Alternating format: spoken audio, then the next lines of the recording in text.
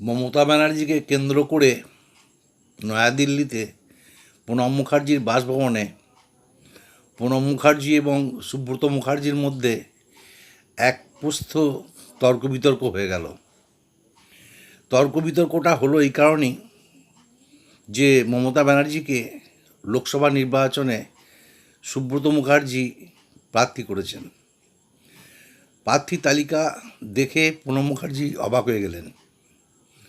তিনি সম্ভবত সেই সময় মমতা ব্যানার্জিকে চিনতেন না, তাই তিনি তার নাম দেখে সুব্রত মুখার্জিকে জিজ্ঞেস করলেন, এটা কে, এর পলিটিক্যাল প্রোফাইল কি, যে পশ্চিমবঙ্গের যাদবপুরের মতো অত্যন্ত গুরুত্বপূর্ণ লোকসভা আসনে লড়াই করতে এসেছে।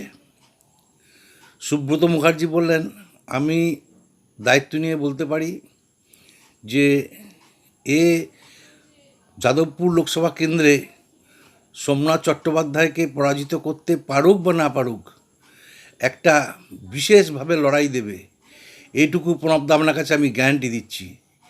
এই গ্যারান্টি দেওয়ার পর প্রণব মুখার্জি বললেন, যেটা পৌরসভা বা বিধানসভা নয়, এটা কিন্তু লোকসভা এবং যাদবপুর, সেটা চিন্তা করে দেখ।